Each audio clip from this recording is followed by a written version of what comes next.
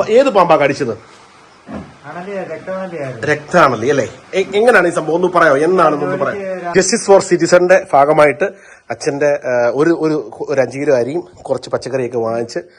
നമസ്കാരം സുഹൃത്തുക്കളെ, നമ്മൾ നിൽക്കുന്നത് ചെങ്ങന്നൂർ പെരിങ്ങലിപ്പുറം എന്ന് പറഞ്ഞ സ്ഥലത്താണ്. അതായത് ഇവിടെ വരാനുള്ള ഒരു കാരണം എന്ന് പറഞ്ഞാൽ ഇവിടെ അങ്ങ് കാസർഗോഡ് വരെയുള്ള സ്ഥലങ്ങളിൽ മനുഷ്യ വന്യജീവി സംഘർഷം എന്ന് പറഞ്ഞാൽ അത് വലിയൊരു ഇഷ്യൂ ആണ്. അതിനെപ്പറ്റി പറയാനായിട്ട് ഒരുപാട് കാര്യങ്ങളുണ്ട്. ഇന്ന് ഇവിടെ വരാനുണ്ടായ ഒരു കാരണം എന്ന് പറഞ്ഞാൽ ഒരു മനുഷ്യൻ, സാധുവായ മനുഷ്യൻ, അദ്ദേഹം ഒരു സ്വന്തം ഉപജീവനത്തിന് വേണ്ടി ഒരിടത്ത് പോയപ്പോൾ ഒരു പാമ്പ്, അതായത് സാറന്മാര് സർപ്പ എന്ന് പറഞ്ഞ പാമ്പിനെ കണ്ട ഉടനെ വിളിച്ചു പറയണം എന്നുള്ള ആപ്പൊക്കെ ഉണ്ടാക്കി വെച്ചിട്ടുണ്ട്. അത് ജനങ്ങൾക്ക് വലിയൊരു ആപ്പാണെന്നുള്ളത് ഇവിടെ വന്നപ്പോഴാണ് എനിക്ക് മനസ്സിലായത്. അച്ഛന്റെ പേരെങ്ങനാ? മധു ചേട്ടാ, എന്താണ് സംഭവിച്ചത് ഒന്ന് പറയാമോ? ഏത് പാമ്പാ കടിച്ചത്? രക്താണല്ലി അല്ലേ? എങ്ങനെയാണ് ഈ സംഭവം ഒന്ന് പറയാമോ? എന്നാണെന്നൊന്ന് പറയാം. രാവിലെ ഇറങ്ങുന്ന പോലെ ഇറങ്ങി ജോലി ചെയ്തുകൊണ്ടിരിക്കുന്ന കൂട്ടത്തില് ഒരു മരം കോതുകയും കൂടെ ആയിരുന്നു. മരം വെട്ടുന്ന കൂട്ടത്തിൽ അതിന്റെ വള്ളി കയറി കിടന്നു. ആ വള്ളി വെട്ടി ഞാൻ അതിലോട്ട് കയറാൻ തുടങ്ങിയ സമയത്ത് ഈ അണലി എന്നെ കടിക്കുകയായിരുന്നു. അതിലിരിക്കുകയായിരുന്നു ഈ അണലി. ഞാൻ കണ്ടില്ലായിരുന്നു, വള്ളിയിടയ്ക്ക് ആയതുകൊണ്ട്. അങ്ങനെ കടിച്ച് എനിക്ക് മനസ്സിലായി. ഞാൻ താഴെ ഇറങ്ങുകയും അല്പം കഴിഞ്ഞ് ബോധം നഷ്ടമാവുകയും ചെയ്തു. ഒരു ദിവസം അച്ഛൻ ജോലി ചെയ്യുവാണെ, ഇതൊക്കെ പറയാൻ പേരെങ്ങനെ അച്ഛന്റെ? എന്റെ പേര് മധു. എത്ര വർഷമായിട്ട് ഈ തൊഴിൽ ചെയ്യുന്നത്? ഞാൻ 2012 മുസ്ലിം വഴി പഠിച്ചതാണ്. അതായത് ഈ സ്വയം തൊഴിൽ പദ്ധതി വഴി പഠിച്ചതാണ്. കൃഷിഭവൻ മുഖാന്തരം ബോർഡിന്റെ ട്രെയിനിങ് ഉണ്ടായിരുന്നു പുതിയൂര് വെച്ച്. അപ്പൊ അതിന്റെ പോയി പഠിച്ചാണ്. അച്ഛനിപ്പോ എത്ര വയസ്സുണ്ട്? എനിക്ക് 53 വയസ്സ്. 53 വയസ്സുണ്ട്. എത്ര മക്കളുണ്ട് അച്ഛന്? എനിക്ക് ഒരു മോനും ഒരു മോളും. ഒരു മോനും ഒരു മോളും. ഓക്കെ. അപ്പോ ഈ അച്ഛൻ അദ്ദേഹം തെങ്ങുകയറ്റം, അതായത് കൃഷിഭവന്റെ ഇത് റിലേറ്റ് ചെയ്തിട്ട് തെങ്ങുകയറ്റം പഠിച്ചിട്ട് ഇദ്ദേഹം സ്വന്തം ഉപജീവനത്തിന് വേണ്ടി പോയതാണ്. പക്ഷേ ഇപ്പോഴത്തെ ഒരു അവസ്ഥ, ഒരു പാമ്പ് കടിച്ചതിന്റെ പേരിൽ, അതായത് ഇതിനും ഭേദം പാമ്പ് കടിച്ച് എന്തായാലും ഒരു പാമ്പ് കടിച്ച് ഒരു സാധാരണപ്പെട്ടവൻ, അതായത് ഒരു ദിവസം എത്ര രൂപ ശമ്പളം ഉണ്ട്? ഒരു ദിവസം ഒരു തെങ്ങ് കയറി അല്ലെ, ഒരു ദിവസം എത്ര രൂപ കിട്ടും? 800-900. അച്ഛന്റെ വീട് ഈ ഒരു ഇതുകൊണ്ടായിരുന്നു കഴിഞ്ഞു പോയിക്കൊണ്ടിരുന്നത്. അച്ഛനാണ് ഈ വീടിന്റെ അത്താണി. ഓക്കെ. ഈ ഒരു വ്യക്തി, അതായത് 800 രൂപ, 1000 രൂപ, ഒരു ദിവസം ഒരു 800 രൂപ, അല്ലെങ്കിൽ ഒരു മാസം പുള്ളി എല്ലാ ദിവസവും പണിയുണ്ടോ അച്ഛന്? ഞായറാഴ്ച എല്ലാ ദിവസവും പണിയുണ്ട് അത്യാവശ്യം പിടിച്ചേക്കാൻ. ഒരു 800 രൂപ വെച്ച് കൂട്ടിക്കോ, ഒരു 30 ദിവസം ആകുമ്പോൾ 26,000 അല്ലെങ്കിൽ 30,000 രൂപയ്ക്ക് അടുത്ത് കൂട്ടിക്കോ. ഒരു വീട് ഇന്നത്തെ ഈ സ്ഥിതി കടന്നു പോകാൻ കഴിയുമോ നിങ്ങളെന്ന് പറ, ഈ കാണുന്നവരെന്ന് പറ. കാരണം അതായത് ഒരു പാമ്പ്, അതായത് മനുഷ്യ വന്യജീവി സംഘർഷം ഉണ്ടാകുമ്പോൾ ഈ വരുന്ന കർഷകർ, അതായത് ഇദ്ദേഹം ഒരു കർഷകനാണ്, ഇദ്ദേഹം തെങ്ങ് കയറിയാണ് ഉപജീവനം കഴിക്കുന്നത്. ആ വ്യക്തി, ഇതുപോലുള്ള വ്യക്തികൾ ഇപ്പൊ ഈ ഒരു പാമ്പ് കടി, അതായത് ഈ ഒരു പാമ്പ് കടിച്ചതിന്റെ പേരിൽ ഇദ്ദേഹം ഇപ്പൊ കടം വാങ്ങിച്ച്, പലയിടത്തുനിന്നും കടം വാങ്ങിച്ചാണ് ഏകദേശം 1.5 ലക്ഷം രൂപയോളം, 1.5 ലക്ഷത്തിന് പുറത്ത് ഇദ്ദേഹം ചികിത്സ, ഇദ്ദേഹത്തിന്റെ ജീവൻ നിലനിർത്തണം. കാരണം ഇദ്ദേഹത്തിന് 2 കുഞ്ഞുങ്ങളുണ്ട്, അതുപോലെ ഒരു ഭാര്യയുണ്ട്.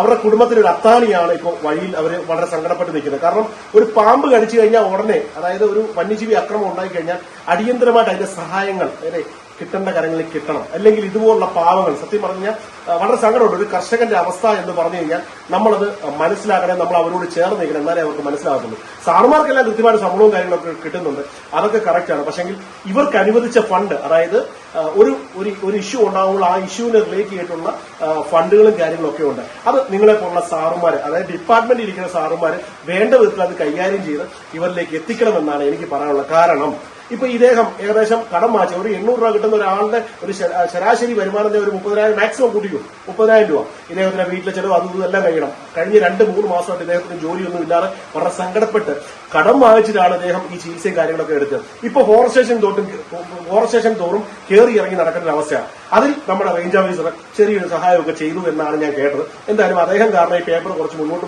ഒക്കെ പോയി തുടങ്ങി എന്ന് കേട്ടു. അപ്പൊ എന്തായാലും ജസ്റ്റിസ് ഫോർ സിറ്റിസൺ എന്ന് പറയുന്ന ഒരു ഫോറം, ട്രിവാൻഡ്രം ലോ കോളേജിലെ കുറച്ച് സ്റ്റുഡൻസുകൾ ചേർന്നിട്ട് ഇങ്ങനെ ഒരു ഫോറം ഉണ്ടാക്കി സാധാരണപ്പെട്ട, അതായത് ഇതുപോലുള്ള എന്നെ പോലുള്ള സാധാരണപ്പെട്ട ആൾക്കാരെ എന്തുകൊണ്ട്, ഞാനിപ്പോ ഈ ചാനൽ തുടങ്ങിയത് എന്തുകൊണ്ടെന്ന് എന്നെ കാണുന്ന വ്യൂവേഴ്സിന് ഏകദേശം കാര്യങ്ങൾ മനസ്സിലാവും. നീതി നിഷേധിക്കപ്പെട്ടാണ് നടുറോടി വന്നു നിന്നത്. അങ്ങനെ ഒരു ചാനൽ തുടങ്ങി മുന്നോട്ട് എന്ന് പറഞ്ഞു ഇദ്ദേഹത്തെ പോലുള്ളവർക്ക് നീതി നിഷേധിച്ചാൽ, എനിക്ക് വീട്ടിൽ അത്യാവശ്യം ചുറ്റുപാടുള്ളതുകൊണ്ടാണ് ഞാൻ ഈ ക്യാമറ തൂക്കി ഇറങ്ങിയത്. അപ്പോൾ നീതി നിഷേധിക്കുന്നവർക്ക് വേണ്ടി ഒരു ഫോറം തുടങ്ങിയിട്ടുണ്ട്. ആ ഫോറത്തിലെ നമ്പർ ഞാൻ ഡിസ്ക്രിപ്ഷനിൽ ആഡ് ചെയ്യുന്നുണ്ട്. നിങ്ങൾക്ക് അതുപോലെ ഞങ്ങൾക്ക് ഒരു ഫേസ്ബുക്ക് പേജും ഉണ്ട്, ഒരു യൂട്യൂബ് ചാനലുണ്ട്, ഒരു ഇൻസ്റ്റാഗ്രാമും ഉണ്ട്. ഇതൊരു പ്രൊമോഷൻ അല്ല, കാരണം ഒരു സാധാരണക്കാർക്ക് വേണ്ടി മാത്രം, സാധാരണക്കാർക്ക് വേണ്ടി മാത്രം ഫോറസ്റ്റിലാണല്ല, എക്സൈസിലായാലും പോലീസിലായാലും ഏത് തരത്തിൽ എന്ത് ഇഷ്യൂസ് ഉണ്ടെങ്കിലും നിങ്ങൾക്ക് ഞങ്ങളെ വിളിക്കാം. മില്ലുകാരനല്ല, ഇതിന് ജസ്റ്റിസ് ഫോർ സിറ്റിസൺ എന്ന് പറയുന്ന ഒരു ലേബിൾ കുറച്ച് ആൾക്കാരുണ്ടാവും. അവർ നിങ്ങൾക്ക് നിങ്ങളുടെ കോളുകൾ അറ്റൻഡ് ചെയ്ത് നിങ്ങൾക്ക് വേണ്ടതായിട്ടുള്ള കാര്യങ്ങളും വകുപ്പുകളും പറഞ്ഞു തന്ന് ഞങ്ങൾ ജസ്റ്റിസ് ഫോർ സിറ്റിസൺ എന്ന് പറയുന്ന ഒരു ഫോറം, അതായത് ലോ കോളേജ് സ്റ്റുഡന്റ് എന്ന നിലയിൽ എന്താണ് ഇതിനെപ്പറ്റി പറയാനുള്ളത്? നീതി എന്ന് പറയുന്നത് ഒരാൾക്ക് ആവശ്യമുള്ളപ്പോഴാണ് ലഭിക്കുന്നത്, അല്ലാതെ കിട്ടുന്ന നീതിക്ക് ഒരു വാല്യൂ ഉണ്ടാവില്ല. Justice delayed is justice denied. ഇതുപോലെ നീതി നിഷേധിക്കപ്പെടുന്നവർക്കൊപ്പം നമ്മളുണ്ടാവും. Justice for citizens for. നേരത്തെയൊക്കെയാണ് ഞാൻ നല്ലപോലെ ജോലി ചെയ്തുകൊണ്ടേയിരിക്കും, ഞാൻ റെസ്റ്റ് എടുക്കത്തില്ലായിരുന്നു. 70 കൊറോണ സമയമായിട്ട് പോലും അന്നേരമൊക്കെ ഞാൻ ടയർ കൊണ്ട് കരകൗശല വസ്തുക്കളൊക്കെ ഉണ്ടാക്കുമായിരുന്നു. അത് വളരെ ഭംഗിയായിട്ട് പെയിന്റൊക്കെ ചെയ്ത് ചെടി നടാനായാലും മറ്റ് അലങ്കരിക്കാനും ഒക്കെ ഞാൻ ഉണ്ടാക്കുമായിരുന്നു. ഇന്ന് കേരളത്തിലെ നമ്മുടെ നാട്ടിലെ അനുഭവിക്കുന്ന ഒരു വലിയൊരു ദുരന്തമാണ് ഇങ്ങനെയുള്ള കുറെ കാര്യങ്ങൾ. അതായത് ഒരു ഇഷ്യൂ ഉണ്ടായില്ല, ഒരു പാമ്പ് കടി ഏറ്റു അല്ലെങ്കിൽ ഒരു വന്യജീവി അക്രമം ഉണ്ടായി കഴിഞ്ഞാൽ ഇതിന്റെ കോമ്പൻസേഷന് വേണ്ടി വീണ്ടും ലോൺ എടുത്ത് പോകേണ്ട ഒരു അവസ്ഥയാണ് ഇന്ന് നമ്മുടെ നാട്ടിൽ കണ്ടുവരുന്നത്. നിസ്സാരം പറയാമല്ലോ, നിസ്സാരം പറയാം, നമുക്ക് ഈ മനുഷ്യനെ പോലെ തന്നെ അതായത് നിരവധി ആൾക്കാർ ഇന്നും അതായത് ഓഫീസുകളിൽ കയറി ഇറങ്ങി ചുവപ്പ് നാടകയിൽ, അതായത് ഉദ്യോഗസ്ഥന്മാർ ചെയ്യണമെന്ന് ആഗ്രഹിക്കും, പല ഉദ്യോഗസ്ഥന്മാരും എല്ലാവരെയും അടച്ചാക്ഷേപിക്കില്ല, പല ഉദ്യോഗസ്ഥന്മാരും ചെയ്യണമെന്ന് ആഗ്രഹിക്കുമ്പോഴും ചിലരെയൊക്കെ തടയുന്ന ഒരു അവസ്ഥയാണ് കണ്ടുവരുന്നത്. അപ്പൊ ഇതിനൊക്കെ ഒരു മാറ്റം വരണം. നമ്മുടെ ഫണ്ടുകളുണ്ട്, ആ ഫണ്ടുകൾ കൃത്യമായിട്ട് ജനങ്ങളിലേക്ക് എത്തേണ്ട കാര്യങ്ങളിൽ എത്തിക്കേണ്ട കടമ ഉദ്യോഗസ്ഥന്മാർക്കുണ്ട്. ഉദ്യോഗസ്ഥന്മാരെ ഞാൻ അടച്ചാക്ഷേപിക്കില്ല, വീണ്ടും പറയുകയാണ്. അതുപോലെ തന്നെ വേറൊരു വലിയ വിഷയമാണ്, ഒരു ആക്സിഡന്റ് ഉണ്ടായിക്കഴിഞ്ഞാൽ ആക്സിഡന്റ് ഉണ്ടാകുന്ന വ്യക്തിക്ക് ആ വീട് അതോടെ കഴിയും. കാരണം പണമില്ലെങ്കിൽ പിന്നെ കടം വാങ്ങിച്ച് എങ്ങനെയൊക്കെ ജീവൻ നിലനിർത്തി കാര്യങ്ങൾ ഓടിച്ച് മുന്നോട്ട് പോയി വർഷങ്ങൾക്ക് ശേഷമാണ് ഇതിന്റെ കോമ്പൻസേഷൻ കാര്യങ്ങളൊക്കെ കിട്ടുന്നത്. എന്നാൽ അതിന് പോലീസ് സ്റ്റേഷനോ അല്ലെ എവിടെയെങ്കിലും കൊണ്ടുപോയി കഴിഞ്ഞ് കഴിഞ്ഞാൽ ഉടനെ അവർക്ക് കൈക്കൂലിയും മറ്റൊന്നും ബ്ലഡ് മണിക്ക് വരെയാണ് കൈക്കൂലിയും ഇതും പറയുന്നത്.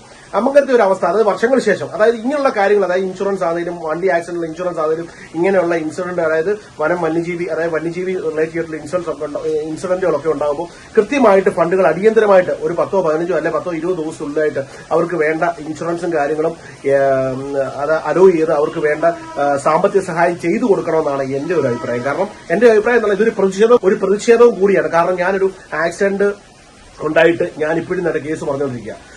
അപ്പോ വർഷങ്ങളായി, ഇപ്പൊ 6 വർഷത്തോളമായി, ഇതുവരെ അത് ഒന്നും ആയിട്ടുമില്ല. അതിന്റെ കാര്യം എന്തുമായ ദൈവത്തിന് മാത്രമേ അറിയത്തുള്ളൂ. അപ്പൊ ഏതായാലും ഇതൊക്കെയാണ് ഇവിടുത്തെ അവസ്ഥകൾ. ഇതിനൊക്കെ ഒരു മാറ്റം വരട്ടെ. ഏതായാലും വീഡിയോ മാക്സിമം ഒന്ന് ഷെയർ ചെയ്യുക, ആർക്കെങ്കിലും ഉപകാരപ്രദമാവുകയാണെങ്കിൽ നല്ലതെന്ന് കരുതുന്നു.